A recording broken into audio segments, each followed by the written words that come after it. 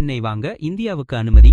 உலக அரசியலில் சில முடிவுகள் பொருளாதாரத்தையும் எரிசக்தி சந்தையையும் தேர்தல் அரசியலையும் ஒரே நேரத்தில் பாதிக்கக்கூடும். இப்போது அமெரிக்கா எடுத்துள்ள ஒரு தற்காலிக முடிவு அப்படிப்பட்ட ஒன்றாகவே பார்க்கப்படுகிறது. ரஷ்ய எண்ணெய்க்கு எதிராக கடுமையான தடைகள் விதித்த அதே அமெரிக்கா இப்போது இந்தியா ரஷ்ய எண்ணெய் வாங்க 30 நாட்கள் விலக்கு அளித்துள்ளது. ஏன் இந்த திடீர் மாற்றம்? இதை பற்றி விரிவாக பார்க்கலாம். அமெரிக்காவில் இந்த ஆண்டு இறுதியில் நடைபெறவுள்ள இடைக்கால தேர்தல்கள் அதிபர் டொனால்ட் டிரம்பின் எரிசக்தி மற்றும் வெளியுறவு கொள்கைகளில் வியத்தகு மாற்றங்களை ஏற்படுத்தியுள்ளன. மேற்கு ஆசிய பிராந்தியத்தில் ஏற்பட்டுள்ள பதட்டங்கள், குறிப்பாக ஹார்முஸ் நீரிணையில் கடல்சார் சரக்கு போக்குவரத்திற்கு ஏற்பட்டுள்ள அச்சுறுத்தல்கள் சர்வதேச எண்ணெய் சந்தையில் ஒரு புதிய நெருக்கடியை உருவாக்கியுள்ளன.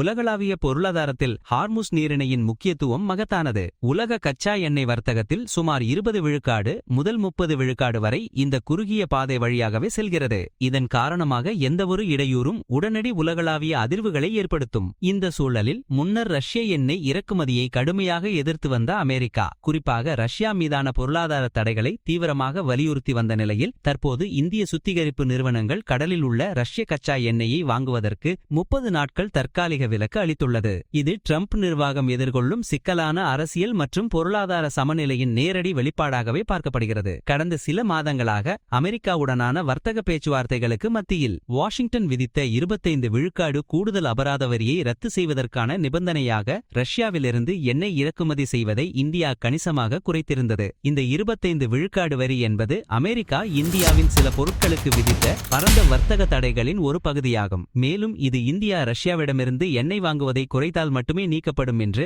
அமெரிக்கா வலியுறுத்தியது. ரஷ்ய எண்ணெய்க்கான அபராத வரியை ரத்து செய்ய மாஸ்கோவிடமிருந்து எண்ணெய் இறக்குமதியை நிறுத்துமாறு அமெரிக்கா இந்தியாவுக்கு அழுத்தம் கொடுத்தது. இந்த நிபந்தனையை ஏற்றுக்கொண்டு இந்தியா தனது ரஷ்ய எண்ணெய் இறக்குமதியை பாதியாக குறைத்திருந்தது. ஆனால் மேற்கு ஆசியாவில் எழுந்துள்ள புவிசார் அரசியல் நெருக்கடி நிலை, ஹார்முஸ் நீரிணை முடக்கப்பட்டதால் இந்தியாவிற்கான கச்சா எண்ணெய் விநியோகத்தில் பெரும் பாதிப்பை ஏற்படுத்தியுள்ளது. இந்தியாவின் மொத்த எண்ணெய் இறக்குமதியில் 40 விழுக்காடுக்கும் அதிகமானவை இந்த நீரிணை வழியாகவே கடந்து வருகின்றன.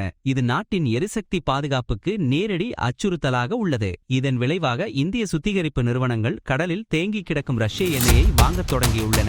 இந்த விலக்கு கொள்கையின் கீழ் அமெரிக்க கருவூலத்துறை ஏற்கனவே கடலில் உள்ள டேங்கர்களில் இருக்கும் ரஷ்ய கச்சா எண்ணெயை இந்திய சுத்திகரிப்பு நிறுவனங்கள் 30 நாட்களுக்கு வாங்குவதற்கு அனுமதித்துள்ளது. அதிபர் டிரம்பின் எரிசக்தி செயல் திட்டத்தின் விளைவாக எண்ணெய் மற்றும் எரிவாயு உற்பத்தி முன்னெப்போதும் இல்லாத உச்சத்தை எட்டியுள்ளது. அமெரிக்கா தற்போது ஒரு பெரிய எண்ணெய் உற்பத்தி செய்யும் நாடாக உருவெடுத்துள்ளது. இது உலகளாவிய சந்தையில் அதன் நிலைப்பாட்டை மாற்றியுள்ளது. உலக சந்தையில் எண்ணெய் விநியோகம் தடையின்றி தொடர இந்திய சுத்திகரிப்பு நிறுவனங்கள் ரஷ்ய எண்ணெயை வாங்க கருவூலத்துறை தற்காலிகமாக 30 நாள் விலக்கு அளிக்கிறது. ஏற்கனவே கடலில் தேங்கியுள்ள எண்ணெயை மட்டுமே இது அனுமதிப்பதால் இந்த குறுகிய கால நடவடிக்கை ரஷ்ய அரசாங்கத்திற்கு பெரிய நிதி பயனை தந்துவிடாது என்று அமெரிக்க கருவூல செயலாளர் ஸ்காட் பெசன்ட் எக்ஸ் தளத்தில் பதிவிட்டுள்ளார். மேலும் இந்தியா அமெரிக்காவின் இன்றியமையாத கூட்டாளி. மேலும் புதுதில்லி அமெரிக்க எண்ணெயை வாங்குவதை அதிகரிக்கும் என்று நாங்கள் முழுமையாக எதிர்பார்க்கிறோம். உலகளாவிய எரிசக்தியை ஈரான் பிணை கைதியாக மாற்ற முயற்சிப்பதால் ஏற்பட்டுள்ள அழுத்தத்தை இந்த தற்காலிக ஏற்பாடு குறைக்கும் என்றும் அவர் குறிப்பிட்டுள்ளார். ஈரானின் அச்சுறுத்தல்கள், குறிப்பாக ஹார்முஸ் நீரிணையை மூடுவதற்கான அதன் முந்தைய முயற்சிகள் மற்றும் சர்வதேச கடல் போக்குவரத்திற்கு ஏற்படுத்திய அச்சுறுத்தல்கள் இப்பிராந்தியத்தில் பெரும் பதட்டங்களை உருவாக்கி வந்துள்ளன. இந்த தற்காலிக விலக்கு உலகின் 3வது பெரிய எண்ணெய் இறக்குமதியாளரான இந்தியாவுக்கு குறுகிய கால நிம்மதியை அளிக்கும். இந்தியாவின் இறக்குமதி தேவையில் 88 விழுக்காடுக்கும் அதிகமாக வெளிநாட்டு எண்ணெயை சார்ந்திருப்பதால் மேற்கு ஆசிய விநியோக தடைக்கு இது ஓரளவுக்கு ஈடு செய்யும். நாட்டின் இந்த தீவிர சார்பு உலகளாவிய புவிசார் அரசியல் நெருக்கடிகளுக்கு இந்தியாவை மிகவும் பாதிக்கப்படக்கூடியதாக ஆக்குகிறது. இதனால் எரிசக்தி ஆதாரங்களை பல்வகைப்படுத்துவது இந்தியாவின் நீண்டகால உத்தியாக உள்ளது.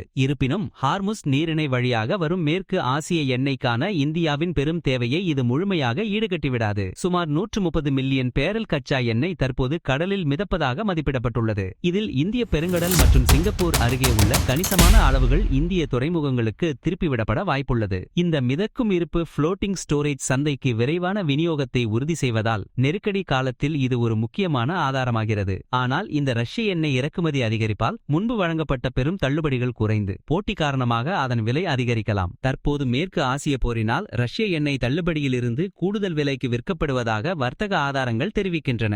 இந்திய நிறுவனங்கள் விலையை விட விநியோகத்தை பாதுகாப்பதற்கே முன்னுரிமை அளிக்கும் என்பதால் கொள்முதல் அதிகரிக்கும் என எதிர்பார்க்கப்படுகிறது. ட்ரம்ப் நிர்வாகத்தின் இந்த கொள்கை மாற்றம் உள்நாட்டு அரசியல் நலன்களை பாதுகாக்கும் ஒரு மூலோபாய நடவடிக்கையாகவே பார்க்கப்படுகிறது. இடைக்கால தேர்தல்கள் நெருங்கி வரும் நிலையில் அமெரிக்காவில் பெட்ரோல் விலையை கட்டுப்பாட்டில் வைத்திருப்பது டிரம்பிற்கு மிக முக்கியம். வரலாற்று ரீதியாக அமெரிக்காவில் பெட்ரோல் விலை உயர்வு எப்போது எப்போதும் அதிபரின் ஒப்புதல் மதிப்பீடுகளை பாதித்து வாக்காளர் முடிவுகளில் முக்கிய பங்கு வகித்துள்ளது. மேற்கு ஆசிய மோதல் ஏற்கனவே சர்வதேச எண்ணெய் விலையை உயர்த்தியுள்ளது. விலைகள் மேலும் உயர்ந்து நீண்ட காலத்திற்கு நீடிப்பது ட்ரம்ப் நிர்வாகத்திற்கு பெரும் அரசியல் அடியை ஏற்படுத்தும். குறைந்த எரிசக்தி விலை என்பது ட்ரம்பின் தேர்தல் பிரச்சாரத்தின் முக்கிய வாக்குறுதியாக இருந்தது. எனவே சர்வதேச சந்தையில் விநியோக பற்றாக்குறை மிக தீவிரமடையாமல் இருப்பதை உறுதி செய்வதே ட்ரம்பின் முக்கிய நோக்கமாக இருக்கலாம். உள்நாட்டு பணவீக்கச் சூழலில் பொருட்களின் விலைவாசி உயர்வால் ஏற்கனவே பாதிக்கப்பட்டுள்ள அமெரிக்க மக்கள் மற்றொரு நீண்ட செலவுமிக்க வெளிநாட்டு மோதலில் ஈடுபட விரும்பாததால் 4 வார காலத்திற்கு எண்ணெய் விலைகள் உயராமல் இருப்பதை உறுதி செய்வது ட்ரம்ப் நிர்வாகத்திற்கு மிக முக்கியமானதாக கருதப்படுகிறது.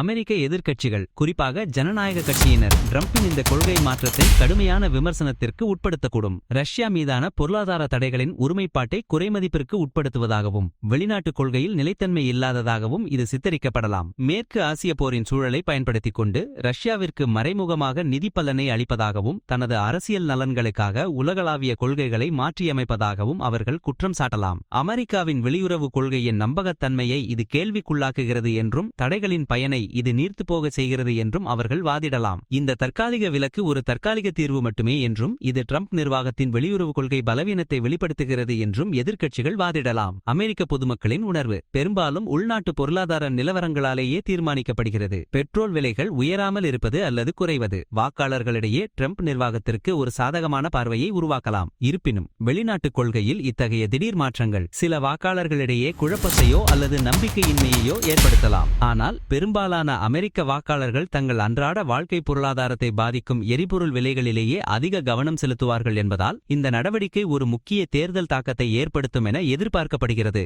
தேர்தல்களில் பணப்பை பிரச்சினைகள், பாக்கெட் புக் இஷ்யூஸ் எப்போதும் முன்னுரிமை பெறும் என்பதால் எரிபொருள் விலைகளை கட்டுப்படுத்துவது ஒரு முக்கிய தேர்தல் சவாலாக இருக்கும். இந்த நடவடிக்கை ஒரு குறுகிய கால ஆதாயத்திற்கான மூலோபாய இடர் மதிப்பீடாகவே அமைந்துள்ளது. எரிசக்தி சந்தையை ஸ்திரப்படுத்துவது, உள்நாட்டு பணவீக்கத்தை கட்டுப்படுத்துவது மற்றும் தேர்தலுக்கு முன்னதாக அமெரிக்க நுகர்வோருக்கு நிம்மதி அளிப்பது ஆகியவை இதன் முக்கிய ஆதாயங்கள். அதே சமயம் ரஷ்யா மீதான தடையின் நம்பகத்தன்மையை இது ஓரளவு பலவீனப்படுத்தும் என்ற அரசியல் இடரும் உள்ளது. இந்தோ பசிபிக் பிராந்தியத்தில் இந்தியா ஒரு முக்கிய கூட்டாளியாக இருக்கும் நிலையில் அதன் எரிசக்தி பாதுகாப்பிற்கு உதவுவது அமெரிக்காவின் பரந்த புவிசார் அரசியல் நலன்களுடன் ஒத்துப்போகிறது. இருப்பினும் ஒரே நேரத்தில் ரஷ்யாவை தனிமைப்படுத்துவதற்கும் இந்தியாவை ஒரு மூலோபாய பங்காளியாக ஆதரிப்பதற்கும் இடையே உள்ள இந்த நுட்பமான சமநிலை அமெரிக்க வெளியுறவு கொள்கையில் ஒரு தொடர்ச்சியான சவாலாகவே உள்ளது. ஆனால் இது மத்திய கிழக்கு பிராந்தியத்தின் நீண்டகால ஸ்திரமின்மைக்கான ஒரு நிரந்தர தீர்வல்ல. தேர்தல் தாக்கத்தை பொறுத்தவரை அடுத்த 4 வாரங்களுக்கு எரிபொருள் விலைகள் உயராமல் இருப்பது ட்ரம்ப் மற்றும் குடியரசுக் கட்சிக்கு ஒரு முக்கியமான வெற்றியாக அமையும். விலைவாசி உயர்வால் பாதிக்கப்பட்டுள்ள வாக்காளர்களை சமாதானப்படுத்த இது உதவும். மிதக்கும் சேமிப்பில் உள்ள ரஷ்யா மற்றும் வெனிசுலா எண்ணெயை பயன்படுத்துவது போன்ற பிற நடவடிக்கைகளுடன் இணைந்து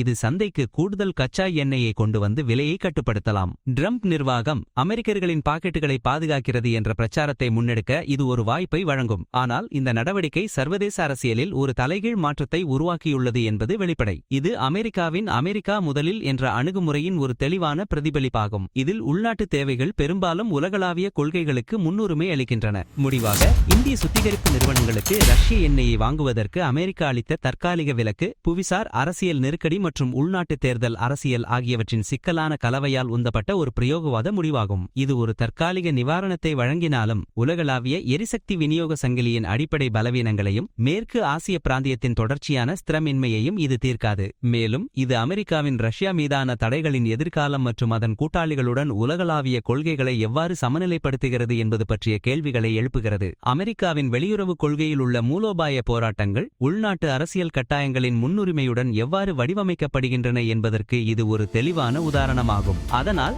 இந்தியாவுக்கு வழங்கப்பட்ட இந்த 30 நாள் தற்காலிக விலக்கு என்பது ஒரு சாதாரண வர்த்தக முடிவு அல்ல. இதன் பின்னால் உலக எரிசக்தி பாதுகாப்பு, அமெரிக்க தேர்தல் அரசியல் மற்றும் புவிசார் அரசியல் சமநிலை எல்லாமே இணைந்து செயல்படுகின்றன.